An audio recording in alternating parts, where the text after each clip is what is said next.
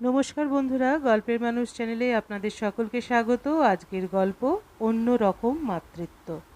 Dead body নিয়ে যেতে এখনো কিছুটা সময় বাকি। বাড়ি ভর্তি লোক সবাই আসছে ঘোষাল বাড়ির একমাত্র ছেলে সঞ্জয়ের মৃত্যুর খবরে মৃন্ময়ীকে সান্ত্বনা দিতে। কিন্তু মৃন্ময়ীর চোখে জল নেই। আজ দুপুরের পর থেকেই বড় ধকল যাচ্ছে তার। সঠিক সময় বলতে গেলে বলতে হয় ঠিক আজ দুপুর থেকে নয়, শরীরটা ধকল সইছে আগের রাত থেকে। ভয়ে সারা রাত দু চোখের পাতা এক করতে পারেনি মৃন্ময়ী।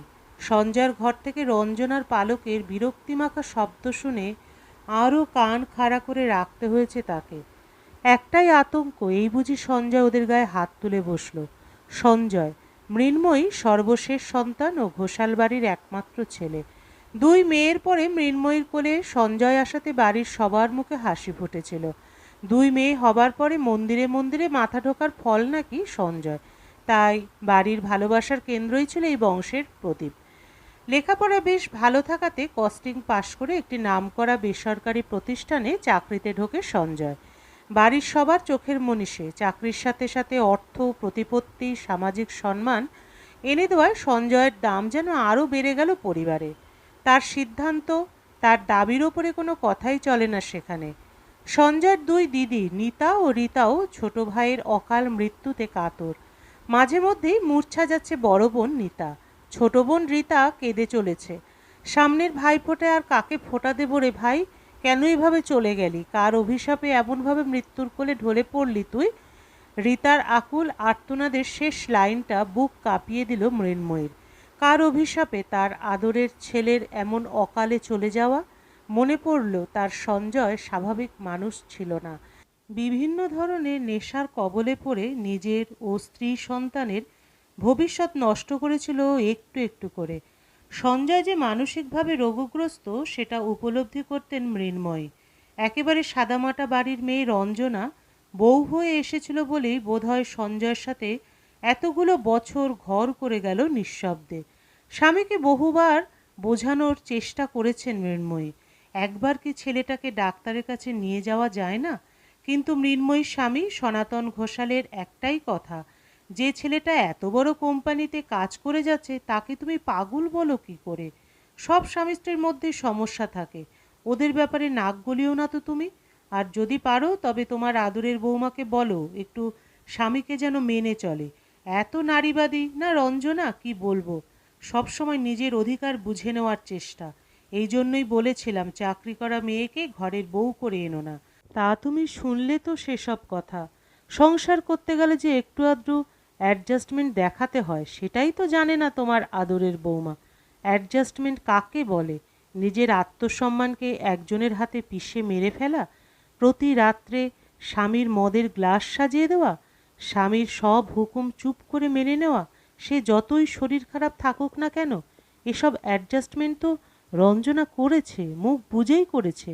মৃন্ময়ী জানেন তার ছেলের মধ্যে প্রচণ্ড দাম্ভিকতা ছিল, ছিল নিজের পছন্দ মতো সব কিছু আদায় করে নেবার জেদ।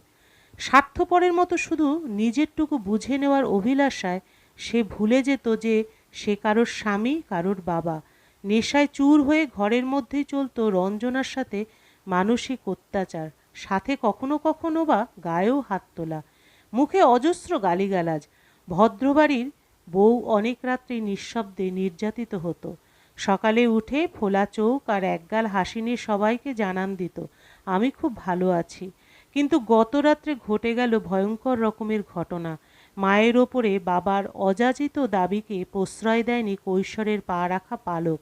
প্রতিবাদের ভাষায় গর্জে উঠেছিল মায়ের প্রতি তার ভালোবাসা। সেখানেই বড্ড ঠুনকো হয়ে যায় সঞ্জয়ের পৌরষ। বাবা হিসেবে সন্তানের কাছে দাম কম পাওয়াতে সঞ্জয় পালককে বলেছিল, তুই মরে যাস না কেন? মরে গেলেই তো পারিস তুই। বুক কেঁপে উঠেছিল রঞ্জনা। রেগে গিয়ে স্বামীকে বলেছিল, আর কত নিচে নামবে তুমি? বাবার এমন তীক্ষ্ণ বাক্যবাণে পালক তখন বাক্যহারা। নিঃশব্দে চোখ থেকে জল গড়িয়ে পড়ছে তার। রঞ্জনা মেয়েকে বুকে জড়িয়ে ধরিয়ে বলে, তুই ঘুমো, কারো কোনো কথায় কান নিবি না তুই। তোকে এখনো জীবনের অনেকটা পথ চলতে হবে, পৌঁছতে হবে তোর দেখা স্বপ্নের ভূমিতে। পরের দিন সকালে উঠে মেয়েকে স্কুলে পাঠিয়ে ঠাকুর ঘরে বসে কাঁদতে কাঁদতে রঞ্জনা বলেছিল, ভগবান, এই অত্যাচার আর সহ্য হয় না। যতদিন আমার ওপরে অত্যাচার হয়েছে আমি সহ্য করেছি, কিন্তু আজ আমার মেয়েটা কাঁদছে, তুমি কি এর কোনো বিহিত করবে না ভগবান? আমি যে মেয়ের চোখের জল আর দেখতে পারি না। আজ একটা হেস্তনেস্ত করেই ফেলো, হয় আজ আমাকে মারো, নয়তো ওকে মারো। এভাবে আর একসঙ্গে বেঁচে থাকা যায় না। তারপরেই মুখে একটাও ভাতের দানা না তুলে অফিসের পথে পা বাড়িয়েছিল রঞ্জনা। মৃন্ময়ী রঞ্জনার হাত দুটো ধরে বলেছিলেন, খালি মুখে ঘরের লক্ষ্মী বেরোয় না রঞ্জনা, একটু কিছু মুখে দিয়ে যাও, না হলে সংসারের অমঙ্গল হবে। অভিমানী রঞ্জনা শাশুড়ির হাত থেকে নিজের হাতটা ছাড়িয়ে বলেছিল, এ সংসারে অমঙ্গল হতে আর কি বাকি আছে মা? মৃন্ময়ীর বুক কেঁপে উঠেছিল। ঠাকুর ঘরের দরজার পাশে দাঁড়িয়ে রঞ্জনার মনের ব্যথা তিনি শুনেছিলেন। সত্যিই যদি ঈশ্বর রঞ্জনার কথা শুনে ফেলেন, তাহলে কি হবে আজ? দুপুরবেলার একটু আগে ছেলের ঘরের দরজা খুলে ঘরে ঢোকেন মৃন্ময়ী। আগের দিন আকণ্ঠ পান করেছে সঞ্জয়। আজ আর অফিসে যাবে না সকালে, ইভিনিং শিফটে হয়তো অফিস যাবে আজ। তাই দুপুরের একটু আগে ছেলেকে ডাকতে গেলেন তিনি দুপুরের খাবার দেবেন কিনা জিজ্ঞাসা করতে। দেখলেন সঞ্জয়ের গাটা মারাত্মক রকমের ঠান্ডা। সঙ্গে সঙ্গে স্বামীকে ডাকলেন। সঞ্জয় কি কি ওষুধ খায় জানা নেই দুজনের কারোরই। রঞ্জনাকে ফোন লাগালেন মৃন্ময়ী। নট রিচেবল বলছে ফোনটা। আজ যেন রঞ্জনার সাথে সাথে সমস্ত প্রকৃতিও চাইছে সঞ্জয়ের সব দায়িত্ব থেকে রঞ্জনাকে অব্যাহতি দিতে। সনাতনবাবু পাশের বাড়ির কাজলকে ডাকলেন। কাজল আসার পরে সনাতনবাবু কাজলকে বললেন, একটা অ্যাম্বুলেন্সের ব্যবস্থা করো তো কাজল, সঞ্জয়কে নার্সিংহোমে নিয়ে যাব। কাজল সঞ্জয়কে দেখে কি বুঝলো কে জানে, বলল, কাকু আমার মনে হয় বাড়িতেই ডাক্তার ডাকা ভালো। দাঁড়ান, পল্লবকে ফোন করি। অতনু ডাক্তারকে যদি একবার বাড়ি নিয়ে আসতে পারে। অতনু ডাক্তার এখন চেম্বারেই আছে। ক্লাবের বেশ নামকরা লোক ছিল সঞ্জয়, তাই তার জন্য ক্লাবে চ্যারিটি করা অতনু ডাক্তার পল্লবের সাথে মিনিট 10-এর মধ্যেই সঞ্জয়কে দেখতে এলেন। এসে পরীক্ষা করে বললেন, সব শেষ। প্রায় ঘণ্টাখানেক আগেই কার্ডিয়াক অ্যারেস্টের ধাক্কায় সঞ্জয়ের মৃত্যু হয়েছে। অতিরিক্ত মদ্যপানের ফলে অস্বাভাবিক প্রেশারের জন্য এমন দুর্ঘটনা। অতনু ডাক্তার বললেন, 4 ঘন্টা হয়ে গেলে আমি আর একবার এসে ডেথ সার্টিফিকেট লিখে যাব। সব শেষ হয়ে যাবার খবরটা রঞ্জনাকে দেওয়ার জন্য আর একবার ফোন করলেন সনাতনবাবু। কিন্তু এবারেও সেই একই উত্তর, নট রিচেবল। মৃন্ময়ী বললেন, সঞ্জয়ের ফোনে রঞ্জনার অফিসের নাম্বার আছে, আমি জানি। সেখানে একবার চেষ্টা করে দেখছি আমি। পল্লব বলল, আমি ফোন করে দিচ্ছি কাকিমা। মৃন্ময়ী বললেন, না থাক, আমিই ফোন করছি। রঞ্জনার অফিসে ফোন করে মৃন্ময়ী রঞ্জনাকে বললেন, পালককে নিয়ে বাড়ি চলে আসো রঞ্জনা। আজ কিছুক্ষণ আগে ঘোষালবাড়ি অশান্তি থেকে মুক্ত হয়ে গেল। ফোনের ওপার থেকে রঞ্জনার গলাটা একবার ডুকরে উঠেই আবার মিলিয়ে গেল যেন। শোনা গেল নিঃশব্দে রেখে দেওয়া রিসিভারের আওয়াজ। পালককে সঙ্গে নিয়ে বাড়ি ঢুকে এক ফোঁটাও চোখের জল ফেলেনি রঞ্জনা। পালকও যেন মাকে সঙ্গ দিতে সব দুঃখ সব কান্নাটুকুকে নিঃশব্দে পান করে যাচ্ছে। উফ, এইটুকু মেয়ের কি অসীম ক্ষমতা বেদনা লুকোনোর। শত হলেও বাবা তো, তবু আজ যেন ভেঙে না পড়ার প্রতিজ্ঞা নিয়েছে পালক। রঞ্জনার মুখের দিকে তাকিয়ে তার শুকনো স্থির চোখ দেখে মৃন্ময়ী বুঝেছেন ভেতর থেকে কতটা ভেঙে চলেছে রঞ্জনা। তবুও যেন রোজগার অপমান থেকে নিষ্কৃতি পাওয়ার মুহূর্তটাকে সে কেঁদে আর অপমানিত করতে চাইছে না। তাই আজ মৃন্ময়ী নিজেরও বুক ফেটে গেলেও চোখ ফেটে এক ফোঁটা জলও বার হতে দেবেন না তিনি। আজই যে তার মাতৃত্ব দেখানোর সময়। ছেলেকে লেখাপড়া শিখিয়ে রোজগার করার জন্য উপযুক্ত বানিয়েছিলেন তিনি, কিন্তু বিয়ে করে কি করে ভালো স্বামী ভালো বাবা হতে হয় সে পাঠ দিতে তিনি পারেননি ছেলেকে। ছেলেকে শেখাতে পারেননি বিয়ে করে নিয়ে আসা বউ কোনো সম্পত্তি নয়, সেও একটা রক্ত মাংসে গড়া মানুষ। শেখাতে পারেননি দাম্পত্য জীবনটাও একটা ধর্ম, সেটাও যত্নের সাথে নিষ্ঠার সাথে নিঃস্বার্থভাবে পালন করতে হয়।